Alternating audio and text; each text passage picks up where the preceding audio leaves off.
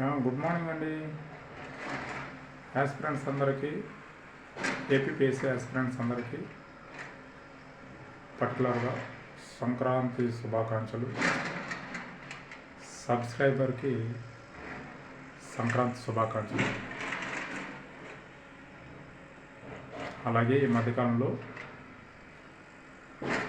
కళాశాల సెలవులు రావడం వల్ల, బోర్డు అందుబాటులో లేకపోవడం వల్ల క్లాసులు చేయలేకపోయానండి. కాకపోతే షార్ట్ వీడియోలో నేను నిత్యం మీ ముందే ఉంటూ వచ్చాను. షార్ట్ వీడియోలో ఎక్కడ మిస్ కాలేదు. కాకపోతే క్లాసులు అందుబాటులో లేకపోయింది. పర్టికులర్గా యాస్పిరెంట్స్, ఏపీపీఎస్సీ ప్రిపేర్ అవుతున్న వాళ్ళు, ఇందులో సబ్స్క్రైబర్స్ ఉన్నవాళ్ళు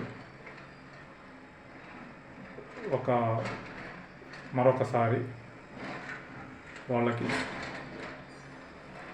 సంక్రాంతి శుభాకాంక్షలు. సరే అండి, ఇంతకుముందు మన క్లాసులో మితవాదులు, అతివాదులు గురించి చర్చించుకున్నాం. అందులో అతివాదుల్లో కూడా మనకి లాల్ బాల్ పాల్, అరవింద్ ఘోష్ గురించి ఎగ్జామినేషన్ పాయింట్ ఆఫ్ వ్యూలో కొన్ని విషయాలు చర్చించుకున్నాం. దీని తర్వాత ఇంకేముంది ఏంటంటే, ఒకటి బెంగాల్ విభజన 1905లో లార్డ్ కర్జన్ చెప్తా, లెసన్లో చెప్పినప్పుడు చెప్తా. బెంగాల్ విభజన. మరొకటి స్వదేశీ ఉద్యమం, మరొకటి హోమ్ రూల్ ఉద్యమం. ఇవి మన పోటీ పరీక్షల దృష్ట్యా వెరీ ఇంపార్టెంట్.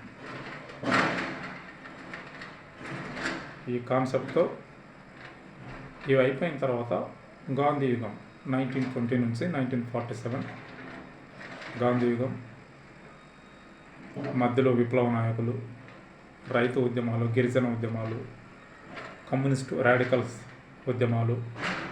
ఇవి మనకు పోటీ పరీక్షల దృష్ట్యా బాగా ఇంపార్టెంట్. సో ఇవన్నీ బోర్డు మీద చెప్తేనే బాగుంటుంది. పాయింట్స్ కొన్ని మనకు బాగా అర్థం అవడానికి అనుకూలంగా ఉంటుందని చెప్పి వాటిని అట్లా బ్యాలెన్స్ పెట్టాను. సరే, ఈ సంక్రాంతి సందర్భంగా ఒక 3 ప్రశ్నలు అండి, మీకు తెలిసే ఉంటుంది ఆన్సర్లో. గాంధీ గారు సౌత్ ఆఫ్రికా ఏ సంవత్సరంలో వెళ్ళారు? ఒకటి. తిలక్ గారు గణేష్ ఉత్సవాలని ఏ సంవత్సరంలో నిర్వహించారు? మరొకటి. అనీ బిసెంట్ భారతదేశానికి ఏ సంవత్సరంలో వచ్చింది? ఈ 3 ప్రశ్నలకు సమాధానం తెలిసిన వాళ్ళు యాస్పిరెంట్స్ కామెంట్ రూపంలో సమాధానం తెలియజేయండి. ఒకవేళ నేను చెప్పిన దాంట్లో ఏదైనా మిస్టేక్స్ ఉన్నాయా? ఎందుకంటే కాన్సెప్ట్ బాగా అర్థం చేసుకోవాలండి. క్వశ్చన్ మరొకసారి రిపీట్ చేస్తా. గాంధీ గారు సౌత్ ఆఫ్రికా ఎప్పుడు వెళ్ళారు? ఏ సంవత్సరంలో వెళ్ళారు? తిలక్ గారు గణేష్ ఉత్సవాన్ని ఎప్పుడు నిర్వహించారు? అనీ బిసెంట్ భారతదేశానికి ఏ సంవత్సరంలో వచ్చింది? నేను సంవత్సరాలు అడిగాను సార్, చూడండి.